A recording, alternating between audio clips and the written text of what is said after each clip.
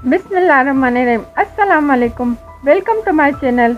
इस किस्म में सिलियो के पास ओनिता का सफीर आता है। सफीर सिलियो को खबरदार करता है कि ओनिता एक बड़ी तैयारी करने जा रही है। सिलियो हैरानी से पूछता है, किस किस्म की तैयारी? सफीर जवाब देता है, तफसील तो नहीं मालूम, मगर हमारे दुश्मनों के लिए एक बड़ा वार होगा। सिलियो मुस्कुरा कर कहता है, ठीक है, मैं इंतजार करूंगा।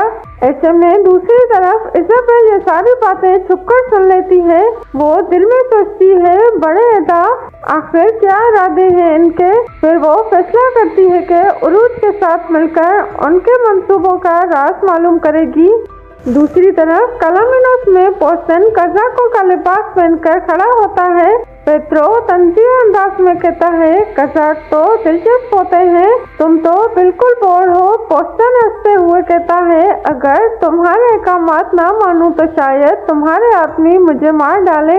पेट्रो संजीदगी से कहता है, बस याद रखो, तुम्हें दुश्मनों पर वार ऐसा करना है कि एक ही हमले में उन्हें ढेर कर दो।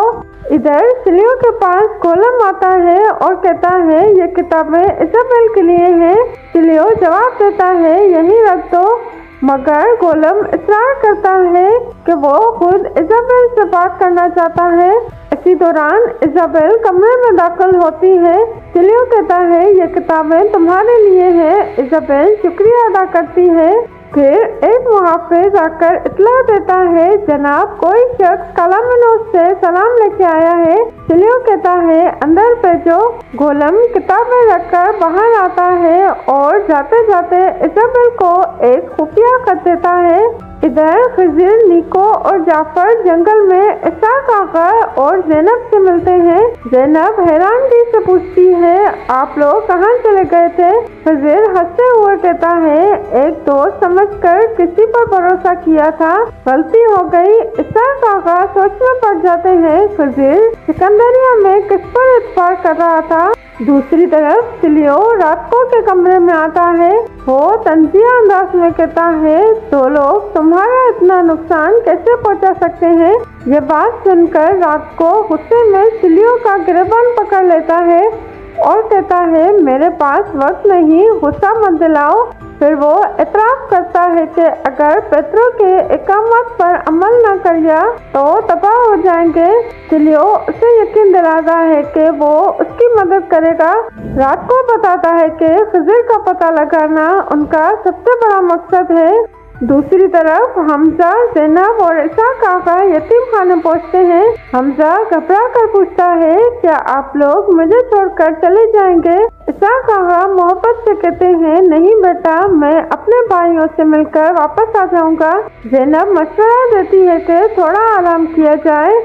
इजाबेल खत पढ़ते हुए खुश हो जाती है। वो शुक्र अदा करती है कि उसे अपने भाई का सुराग मिल गया है। गोलम की तारीफ करते हुए कहती है, बहुत खूब गोलम।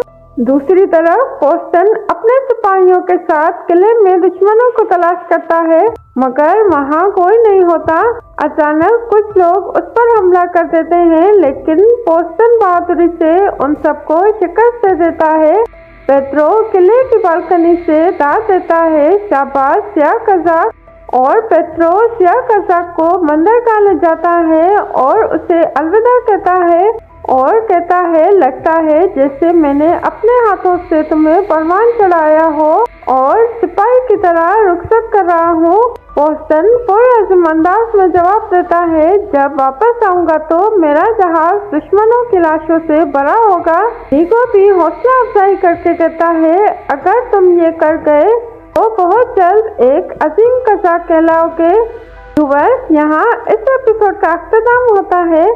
अगर आपको वीडियो पसंद आई तो मेरे चैनल को सब्सक्राइब करें, वीडियो को लाइक करें और बेल आइकन को दबाएं ताकि आने वाला नोटिफिकेशन आपको सबसे पहले मिल सके।